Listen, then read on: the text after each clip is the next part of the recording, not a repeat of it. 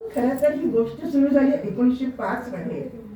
22 August 1907 मध्ये स्टुटगार्टच्या socialist परिषदेमध्ये, आंतरराष्ट्रीय समाजवाद्यांची जी परिषद होती, तिथे मादाम भिकाजी कामा नावाच्या एका बाईंनी स्वातंत्र्य एक ध्वज तयार केला आणि मी युनियन जॅक समोर वाकणार नाही असं सांगितलं आणि रात्रीतनं तो ध्वज तयार केला आणि त्या ध्वजासमोर तिने सगळ्या जगाला उभं राहायला लावलं, जगातल्या प्रतिनिधींना.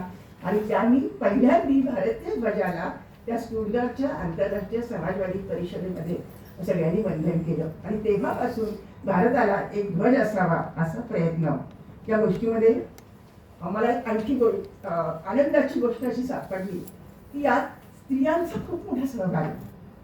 हा झेंडा असला पाहिजे म्हणणारा भगिनी निवेदिता असतील किंवा मादाम कामा असतील आणि बेझंट असतील, बंगाल, आसाम इकडनं आलेल्या अनेक स्त्रिया आहेत ज्या हैदराबादच्या कलावंत बाईंनी, त्यांचं नाव सुरैया तय्यबजी, या झेंड्याचं पहिलं डिझाईन तयार केलं आणि आपल्या आधीच्या जो चरखा होता त्या ठिकाणी अशोक चक्र असलं पाहिजे असे करून अशोक चक्र विणलं त्या सुरैया तय्यबजी.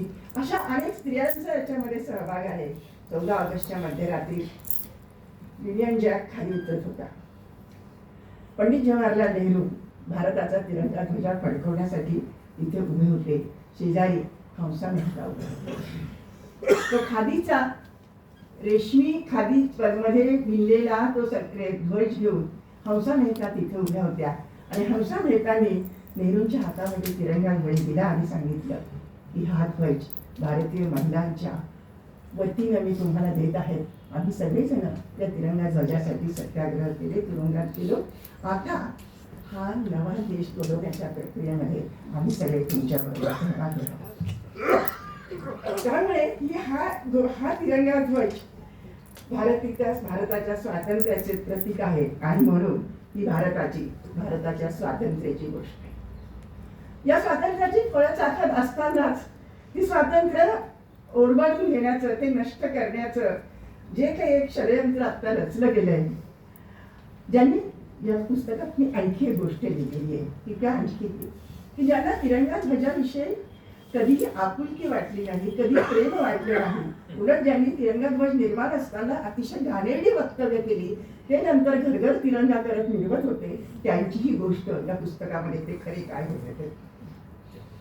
वॉटसन शायर नावाच्या एका कवीची कविता आहे, त्याच्या कवी सौमित्रीनं मराठीत अनुवाद केला आहे.